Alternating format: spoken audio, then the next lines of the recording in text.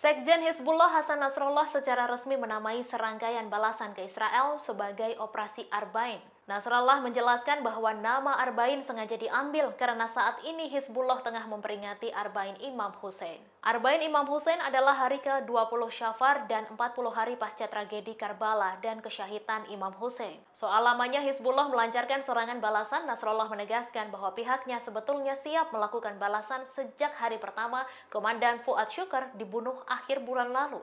Namun, keterlambatan itu disebut Nasrallah disengaja sebagai salah satu strategi pembalasan ke Israel. Nasrallah juga membantah klaim Israel yang mengaku telah menggagalkan operasi Arbain. Sekjen Hizbullah menegaskan bahwa itu tidak benar. Ia kemudian merujuk pada keberhasilan Hizbullah meluncurkan 340 roket, lebih banyak dari rencana awal yang hanya 300 roket. Intelijen Israel baru-baru ini melaporkan bahwa pemimpin Hamas Yahya Sinwar telah melarikan diri dari terowongan bawah tanah di Gaza dan bersembunyi di antara penduduk Palestina dengan berpakaian seperti wanita.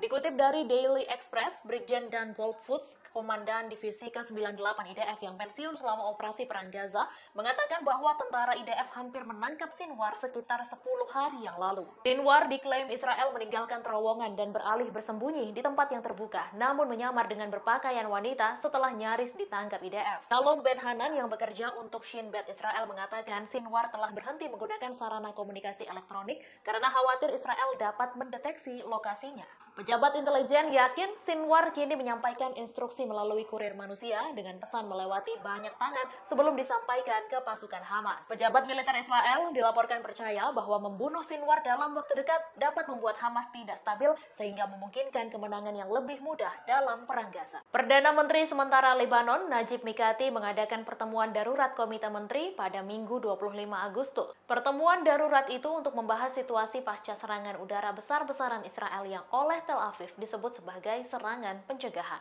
Pada Minggu pagi waktu setempat, pesawat tempur Israel meluncurkan lebih dari 40 serangan udara di Lebanon Selatan yang menjadi serangan terparah sejak konflik dimulai pada 8 Oktober 2023. Tentara Israel menyebut serangan itu sebagai serangan pendahuluan dan mengklaim telah mencegah serangan Hizbullah. Sebagai tanggapannya, Hizbullah melaporkan telah meluncurkan 320 roket ke sasaran militer Israel sebagai fase awal respons Hizbullah terhadap pembunuhan komandannya Fuad Shukr oleh Israel pada Juli lalu. Najib Mikati kini tengah berusaha untuk mendesak baik Israel dan Hizbullah agar bersedia untuk melakukan gencatan senjata guna mencegah perang semakin besar.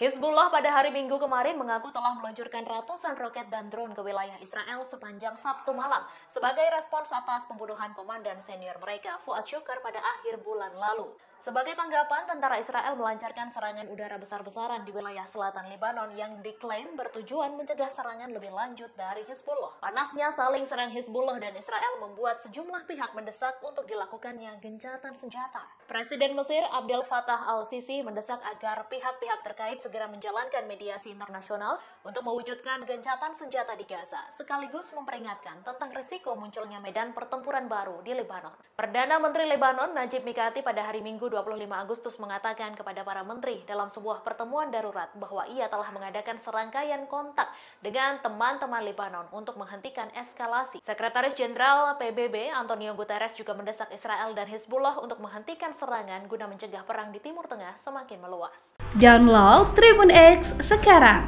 menghadirkan lokal menjadi Indonesia.